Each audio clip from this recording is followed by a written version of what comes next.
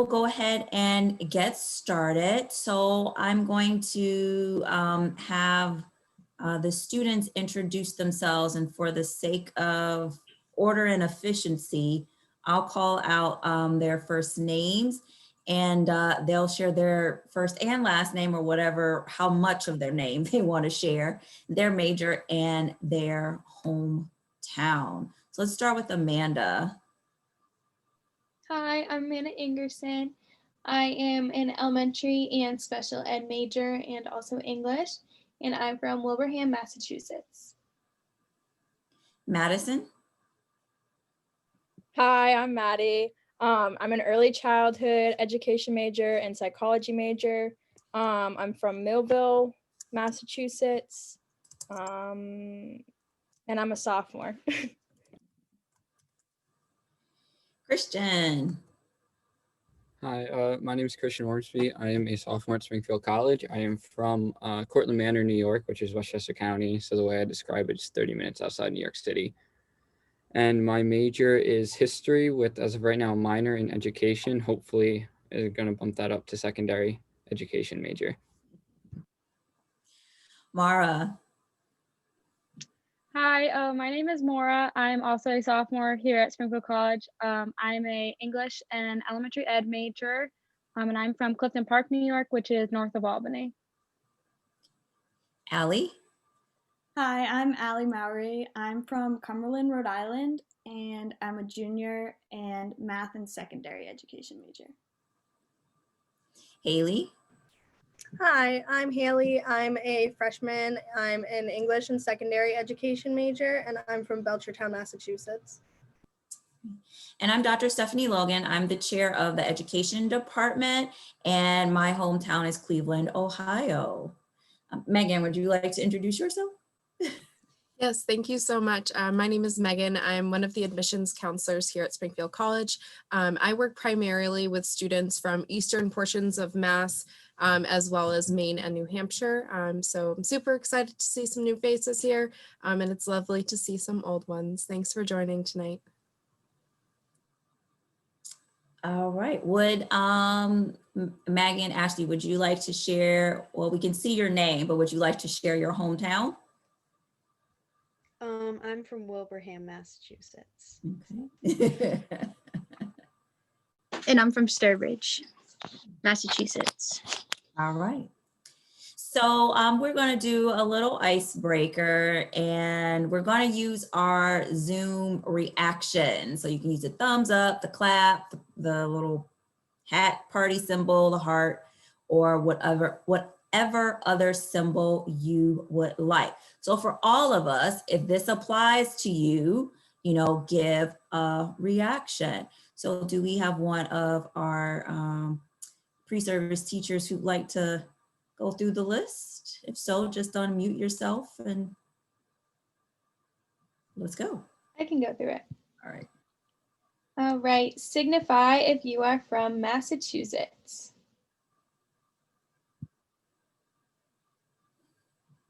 Nice. Signify if you are from Connecticut. I don't know if I know anyone from Connecticut. Oh.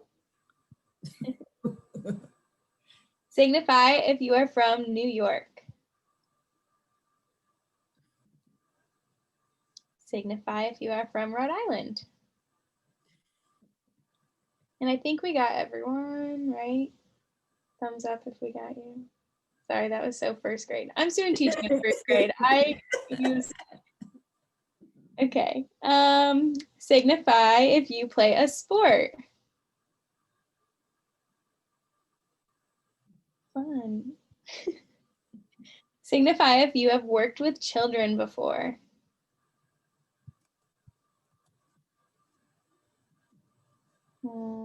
Signify if you want to be an elementary teacher.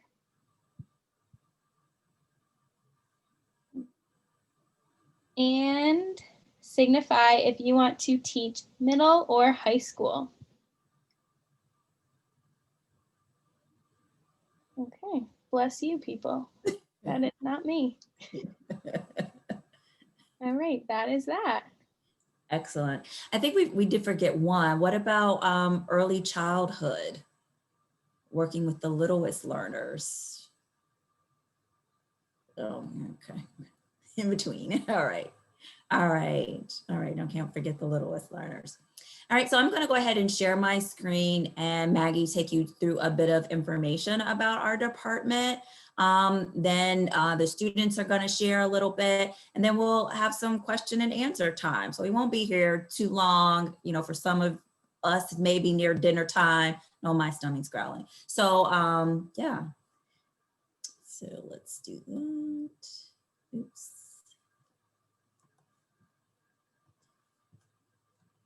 I think as much as I do this, I could get this done faster.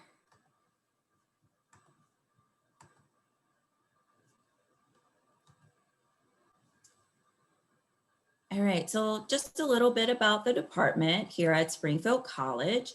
So here are 5 great reasons to study education at our college. 1, the ability to earn your teaching licensure. So both of you mentioned being from Massachusetts. So being prepared to earn your license for the state of Massachusetts. The ability to work with local students. The opportunity to gain classroom experience from your very first year. And even though we know a lot of instruction is going on remotely, our students who are first year students are interacting with students even virtually. Having the opportunity to work with a variety of learners with a diverse set of skills and personalities and abilities, and then to make your mark on the world one student at a time. So here are some of the core requirements, especially for our first year students, as our program has changed a little bit. So these are a listing of courses. They probably mean nothing to you, but Education 101 is kind of like an introductory course to education, understanding a little bit of the history, getting and involved in writing lesson plans and understanding state standards. Education 162 is kind of an introduction to special education course. And the course 238 goes along with it, where you have the opportunity to do some observation in a local school to see what teaching and learning in a special ed classroom looks like. Education 237 is Foundations of Multicultural Education. We live in a multicultural society, so as educators, it is important to know what multicultural education is. It's a goal and a process, but then also recognizing some other things around human difference. And Education 250 is child and adolescent development. Educators must know, okay, here's what 5-year-olds can do, here's what 7-year-olds can do, here's what 15-year-olds can do. So having an understanding of development is important for educators. Some additional course offerings, we have 2 licensure tracks, kind of 2 concentrations, and then there are some licensure tracks under it. So we have the PK8 concentration, which lends to those who are interested in early childhood, elementary, and or special education. And then the 5 through 12 concentration, which lends to art, biology, even though art is PK12, math, history, and English. So those are our secondary majors, though art does cover either PK8 or 5 through 12. Here are some of our faculty who are not present. I'm down there at the bottom, so I'm here. Dr. Sear does a lot of work with our graduate students, but she also works with students on teaching elementary math. Dr. Sapora works with students who are a part of our regional and online programs, and he's our early childhood specialist. We have a new faculty member, Dr. Scribner, who is our content expert around special education, and Dr. Zuckergood, or Dr. Z, works with our secondary students. So just a few opportunities outside of the classroom. A lot of our students are involved with partners or homework heroes or other opportunities that come from our office of our Center for Service and Leadership. So there are lots of volunteering opportunities through there. Some of them are work study opportunities, but it gives you hands-on experience working with students. Something that's not here is there is a newer program with DeBerry School. something as a department that we do is we participate in the African American reading, and there's some pictures of us. There's Amanda, who read last year. Oh goodness, I forget the name of the school, but we read and specifically read books to PK through 5th grade to students, and we're gonna do something virtual this year. And the one thing here, this MTEL assistance, is there's, for both of you, because you live in the state of Massachusetts, an assumption, and you may have different ideas as you matriculate through your program, but the assumption is you may want to return to your local community and secure employment as a teacher. One of the things to secure teaching is to, one, complete a program at a state-approved institution. Springfield College is one, and then passage of the MTEL. And so we do have assistance for preparing for those various tests that support licensure. We also have an honor society. So Kappa Delta Pi is our honor society. And yeah. And something else to consider is we do have a few students who are connected to the honors program, and just a little bit of information about that is here. So many folks think, oh, being an education major, there's already so much. There's no way that, you know, a person can, you know, be a part of the honors program as well as being an education major. That's not the case. There's opportunities to do both, and we do have a couple students who are engaged in both. So we do have an Instagram and Facebook, though they're both not very active right now, but nevertheless, feel free to follow us. Alrighty. So the students are going to share one thing, and then we'll have some question and answers. So students, I asked you all to think and reflect, you know, pre-service teachers, professionals in training. What is one thing that you wish you knew before coming to Springfield College or deciding to become a teacher? So you all can just kind of popcorn that. Whoever wants to share can share whenever you feel like it. I can go first if you want. The one thing that I wish I knew was, or not that I knew, but thought through more, was it's like you said, like teaching back in your community, because being from New York and taking the MTELs and stuff, at the time when I wanted to become a teacher and come to Springfield, excuse me, I didn't think back to where I was going to get my teaching license. That was a big thing.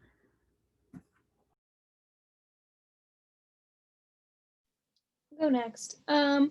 One thing I kind of wish I knew, and so it's good advice if you come here, if you want to do elementary and special ed, is knowing that I needed to plan my schedule better ahead of time, because I'm doing a 10-week general ed and then a 5-week special ed program, whereas I would have preferred to do a full semester of regular ed and then a part-time in the spring in special ed. So I wish I knew and budgeted my time better.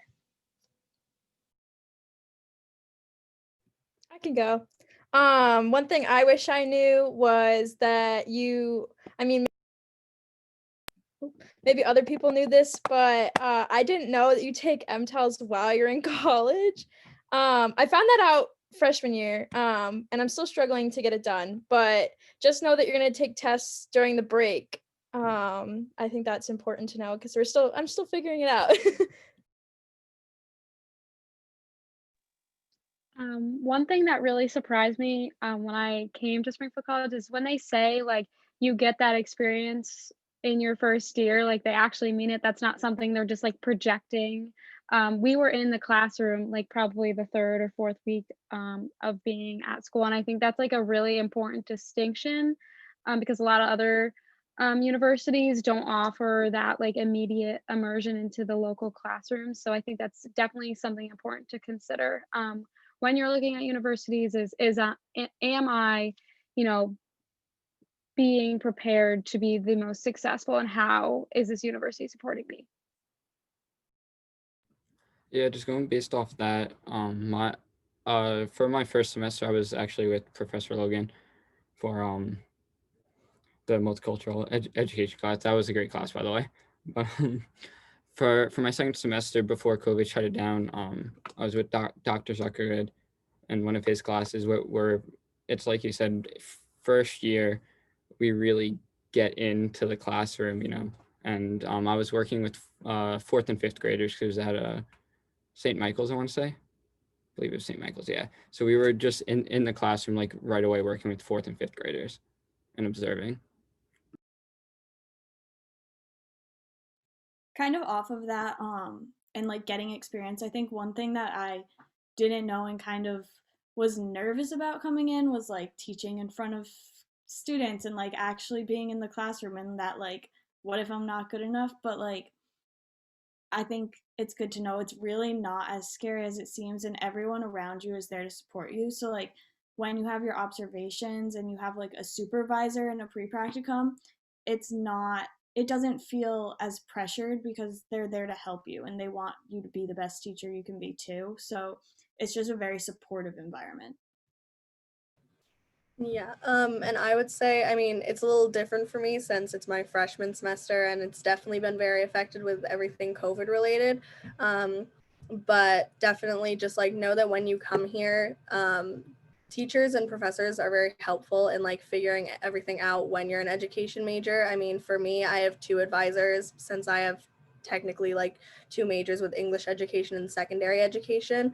And even if they're not your advisors, like I have so many professors just like that are, I guess, like that contribute to my major. Like I have an English professor and she answers any questions I have just about education in general. Like you're going to be able to have a lot of resources like that you can talk to here about like different options if you like want to explore different paths in the education major.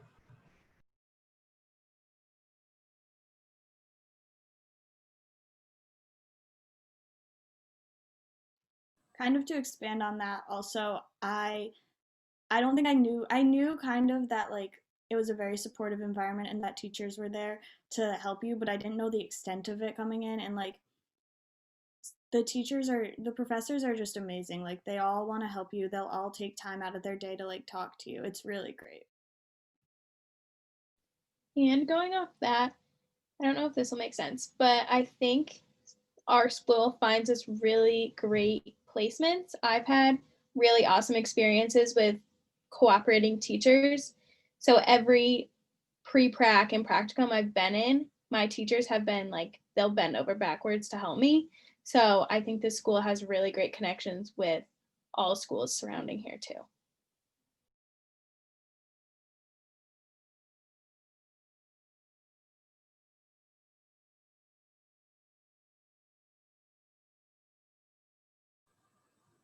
Thank you all so much for sharing. So Maggie or Ashley, do you have any questions for the students or for myself or for admission?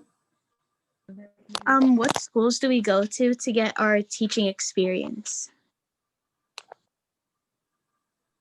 So students are placed in, I'll say this, primarily for pre-practicum, and those are all of your experiences before student teaching. Student teaching is called practicum. Because of the location of the college, having to consider who has a car or not, most of the pre-practicum placements are in Springfield Public Schools. So we have one school that's we actually have 2 schools that are in walking distance, but we primarily keep folks close because you do have classes and the need to transport back and forth. The Early Child Care Center, which is a part of Springfield College. Some students do some placements and work with really young learners there. And then it's often for student teaching that folks expand outside of the city of Springfield. And as Amanda is outside of Springfield and some others are as well, but primarily everything before student teaching is in Springfield Public Schools. And we're working on a relationship with Holyoke schools. Our physical ed students, our PE students, they actually are in Holyoke schools a lot. more so than the folks in the education department. Kind of to expand also, I'm a junior. I'm in a pre-practicum, but I'm outside of Springfield. I'm at Minnechaug Regional. So I find that you can talk with your professor who will be teaching the course, and like my professor is Dr. Z because I'm secondary, and he will work with you and like figure out a placement for you that will work. So if you don't have a car on campus, he would figure one out in Springfield or nearby so that you can get there. But if you have a car like I do, so I told him it was like okay if I was a little bit further away. And so mine's like 15 minutes away. I didn't have a car freshman year, and they placed me. Well, they allowed you to find your placing, and I found one. It was called Brookings, and it was a 10-minute walk, so it wasn't bad. But yeah, just keep that into consideration too. When like most of your places will be in Springfield, unless you can get a car freshman year. Because I remember, I don't know if they do this for every education 250 class, but they told us to pick a place, like we could go anywhere and pick it. So I don't know if that's like how it is everywhere, but I thought that'd be good to keep in mind.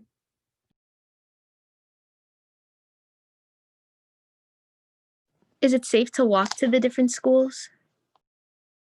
Yeah, I never felt unsafe walking there because most of it is on campus. The Brookings school is like, it's like 5 minutes on campus. You go past International Hall and then walk through this, like it's got a crosswalk and everything. So and it's really close. So it wasn't bad. And if you ever felt unsafe, you could always, call someone on the way. One of my friends also went to the same pre-prac, so she went with me sometimes, but I never felt unsafe going there. Okay, thank you.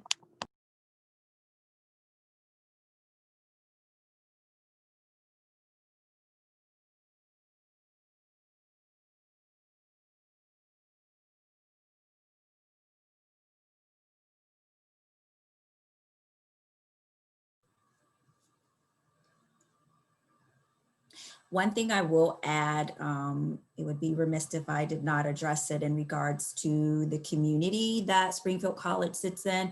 Springfield College sits in a neighborhood, and it's a neighborhood of people who go to work, who have pets, and a number of other things.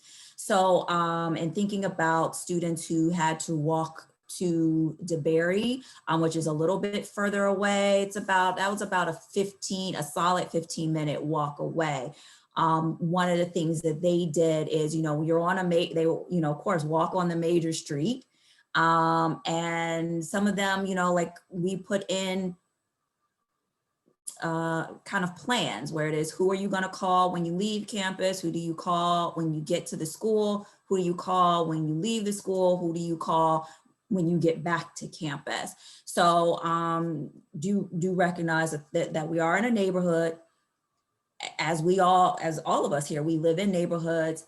People in the neighborhood surrounding Springfield College go to work, have children that are in the schools that you are working with. So these are the communities that children who go to Brookings or DeBerry, as those are the closest school, these are their neighborhoods, and a lot of them walk to school. So just keep that in mind.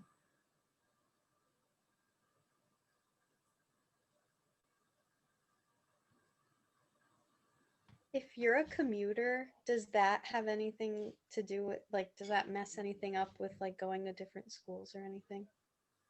Thank you.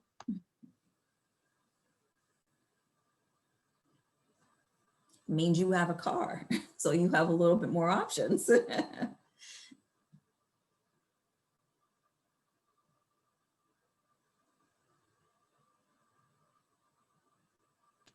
Freshman year, are there usually classes like 5 days a week? I'll talk about scheduling a little bit.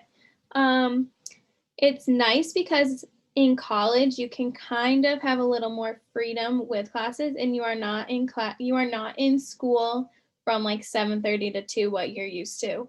So you might have a history class from 9 to 9:50 Monday, Wednesday, Friday, and then you might go to an English class from 11 to 11:50. So you have, for the most part, some freedom on picking.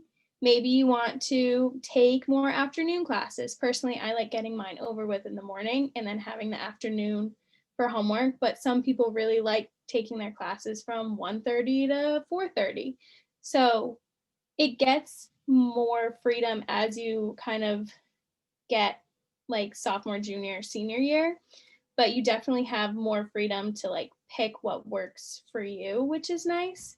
So yes, you probably will have classes Monday through Friday.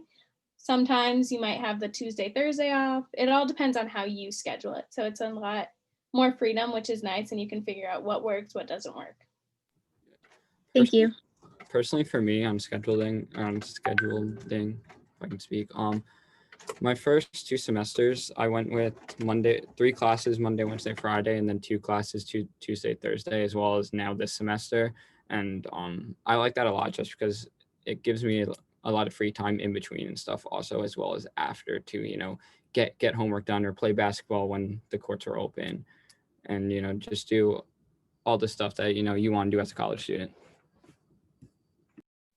Another thing maybe to keep in mind, which again, I don't know what freedom you'll have with scheduling, but Monday, Wednesday, Friday classes are 50 minutes and Tuesday, Thursday classes are an hour and 15-ish.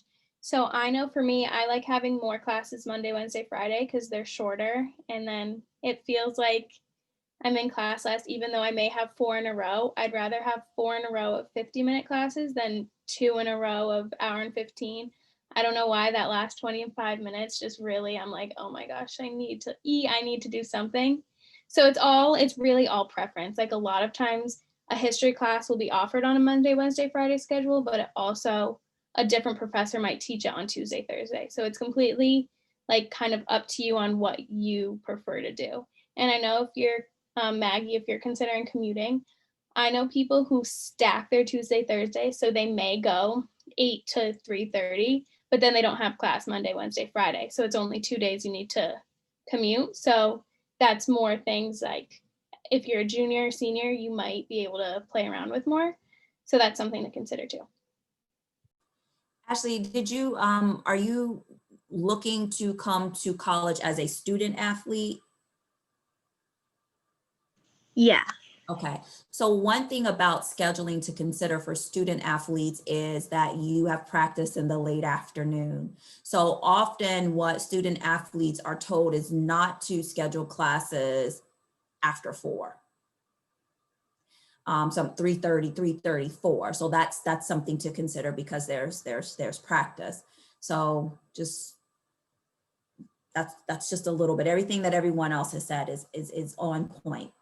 But that's just something else to consider. I think another really important point is the element of free time is like something so new. Because like we have said, like you're used to going, from 7:30 to 2, and then you go to your sports practice, and then you have dinner and all that stuff. But in college, like it's really different.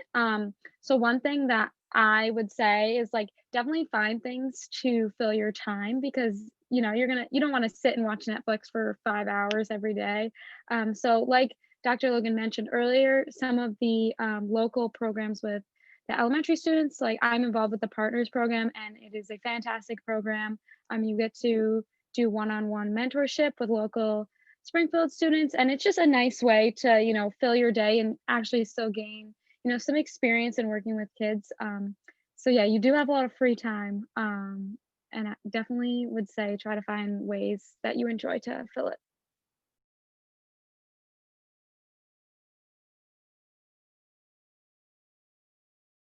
Also, I don't know how to phrase this in a nice way. Sometimes you won't always have the choice to pick like class times. I know, so this semester was great to me. I have 10 o'clock. That's when I start my Monday, Wednesday, Friday, 10 a.m. And then Tuesday, Thursday, I don't start till 1:15. It's great. It's beautiful. But last semester, I could not avoid getting all 8 a.m.s throughout the whole week. So sometimes you don't get to choose. just because that's when the classes are available. But you know, like Amanda was saying, it is nice to get it done early. So just something to think about. But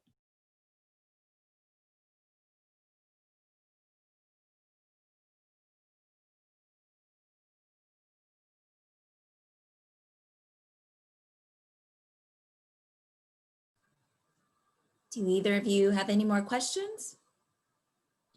For the campus dorms, do they pair you up with your major or do you get to pick? I can say something on this. So my roommate is a PT major.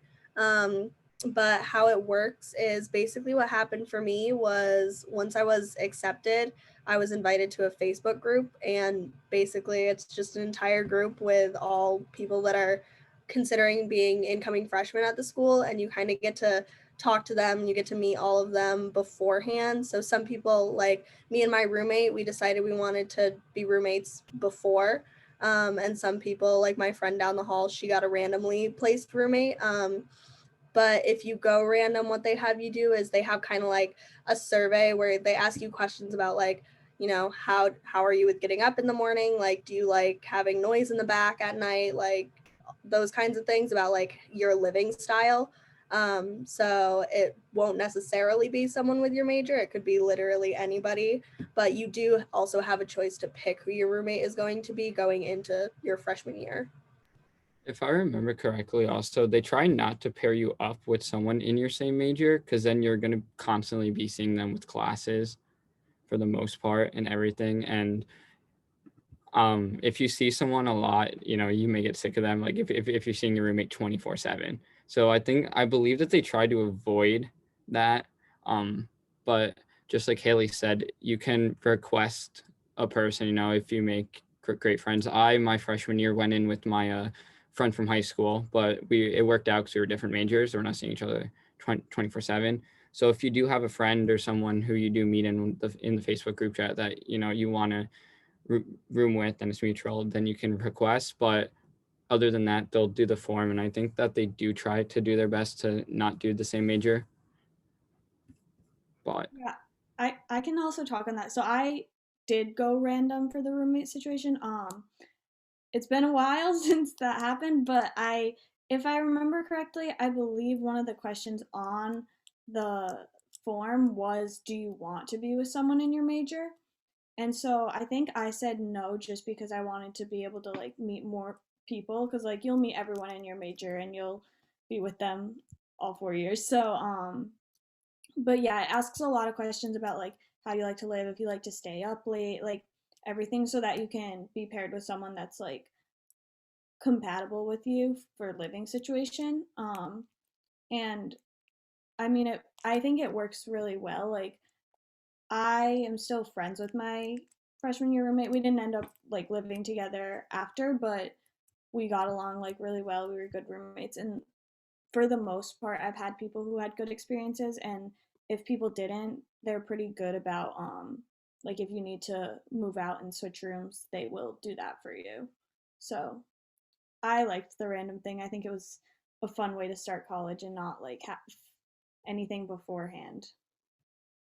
yeah, I can actually speak on that too. I had a roommate that wasn't we weren't compatible, to say the least. So towards all you have to do is talk to your RA and they can talk to them, or you can talk to them, or they can facilitate a conversation. We obviously didn't need to go that far. I just kind of, well, I did not approach it fairly. I kind of just left. But it's $30. It's $30 to switch rooms, maybe 35. I don't know. It's really cheap. And then I went random for my second roommate, and she was awesome. So I mean, you win some, you lose some, but it's not like you're stuck with that person. Like if you really aren't compatible, like me and my old roommate, and we could be friends too. Like she's nice, but like we just weren't good roommates.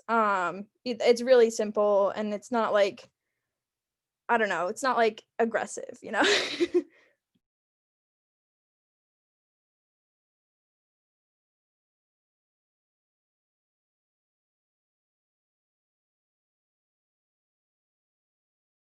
So, I was looking to also like minor in psychology. So does that mess with scheduling or anything, or do you just take extra psychology like classes? I can kind of speak on that. So I I'm actually I have a double major in math and secondary education, and then I have a minor in sports analytics, and I'm in the honors program. So I kind of have a lot going on, but I've made it work. And like if you talk with your advisors, you can make it work. I know a lot of people who are in ed who have minors as well. And so it is extra courses, but usually there's the room for that somewhere. I will add something. A lot of the folks here who are not secondary majors are double majors.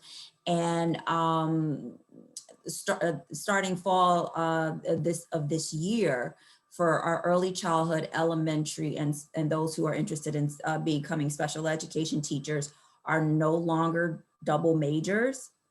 Those who are interested in early childhood have the easiest pathway to minoring in psychology, because a lot of psychology courses are embedded in their program of study.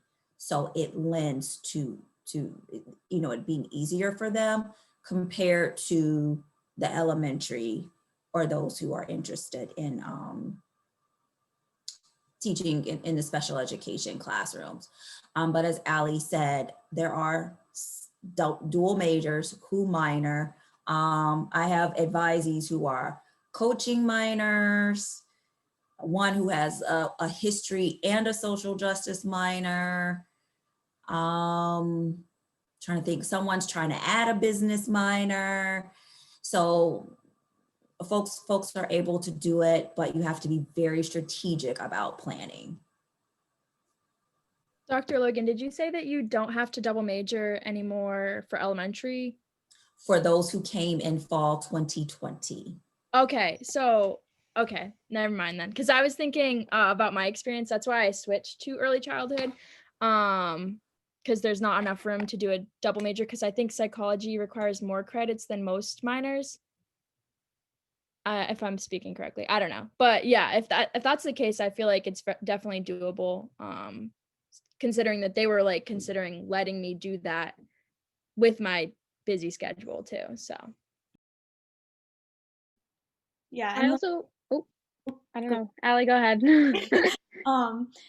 also just you might have heavier semesters. Like I pretty much have to take 18 credit semesters till I graduate from now on, except for my practicum, just because I've decided to do so much, but it's like I chose to because I'm really interested in it all.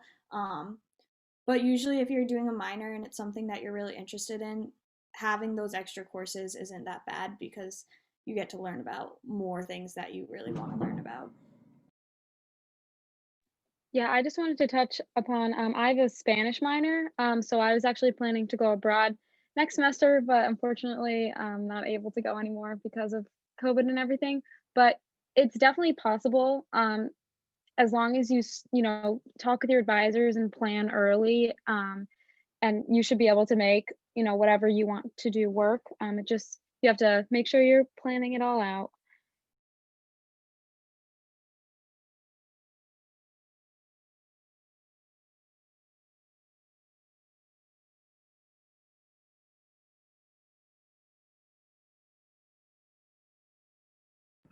I could speak of it also from a minor standpoint.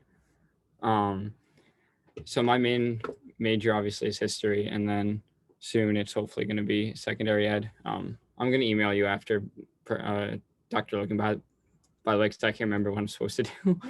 But I'm hoping to get that added soon. And so I have still been able to take all of my education courses. I'm in the 238 right now, as well as the 162. So I'm still able to take all of my education major requirements as a minor, along with all of my history major requirements as well. So you're going to be busy. The more stuff you have, you're going to be busy. But it's about finding the balance too, and getting all your work done. But they try not to overload you with like 20 credit semesters. It ranges from 15. I believe 15 is the maximum, right? or not really maximum, but like it's 15 to 18 basically is what they try to do. So yeah. And several folks have pointed this out in a couple of different ways. You know, in thinking about the transition from high school to college, there are a number of freedoms. And as it was mentioned, you know, do find things to occupy your time that are productive, and some things can be silly and fun, of course. You know, and one thing that I will encourage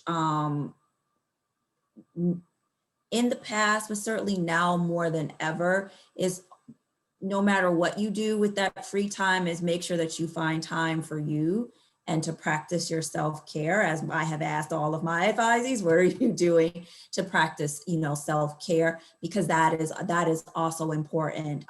And not for just being a college student, but something to begin to practice and hone for entering the profession, you know, of teaching, because it's exhausting work, but it is rewarding. But not gonna lie, it's exhausting.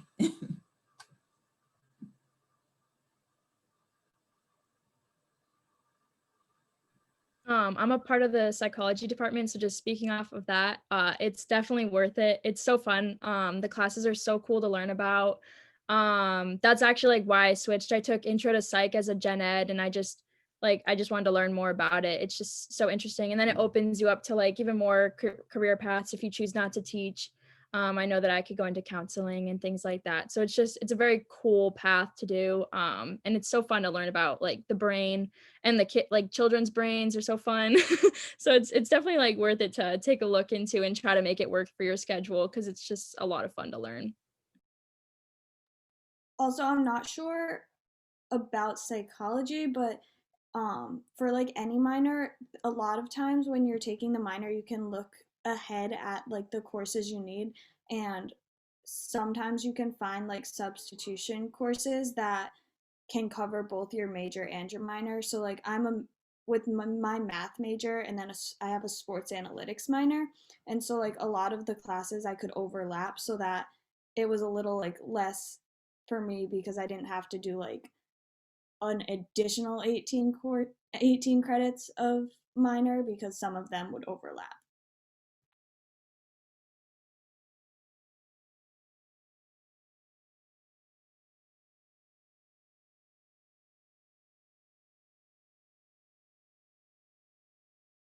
I think the main thing that like kind of ties it all together is just talk to your advisor.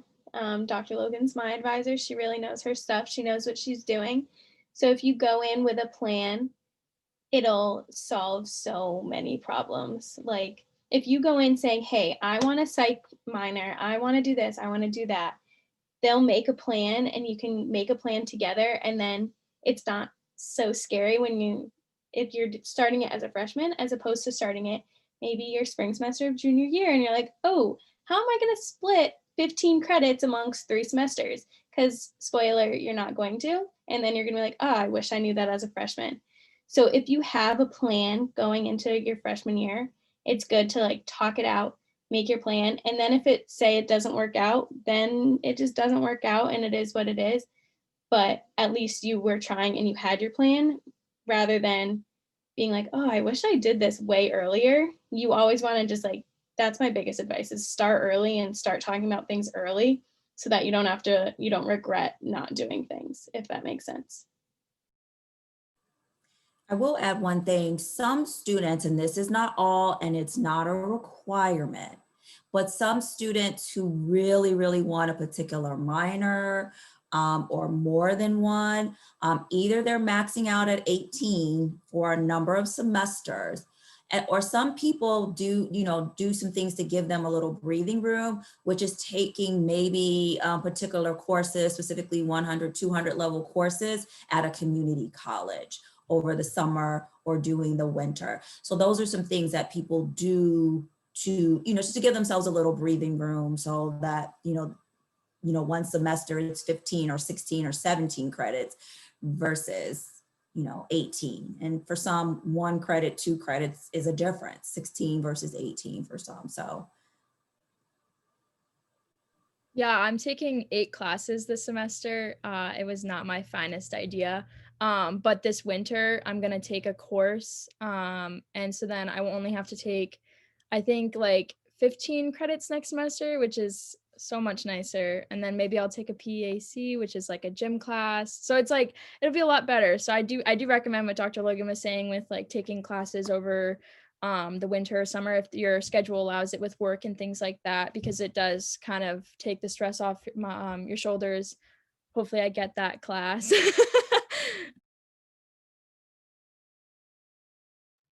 Also, if you're taking any AP classes, a lot of times they can transfer over and help kind of ease the amount that you have to do.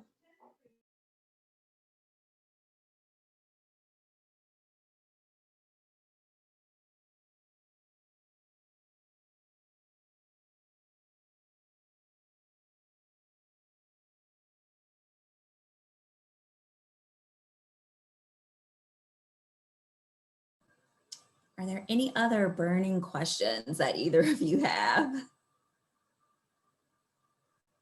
No, no, I think you guys answered everything. Thank you. All right. I think I'm good. Thank you. All right, awesome. Well, it was a pleasure to meet you both, to see your faces.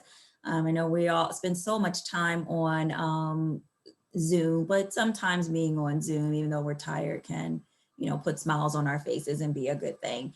So yeah, so thank you so much for coming. If you have any additional questions, the admissions office is certainly a great place to start. And they can absolutely put you in contact with myself. If you wanted to chat with additional students, absolutely can put you in contact with one of the students here or other students in our department. So feel free to reach out to admissions and they will make sure that you get in contact with the right people. They're really good about that. And Ashley, if you are, considering coming as a student athlete, the sports teams are very, very good about connecting students with their academic programs as well. So, all right. Well, thank you, everybody.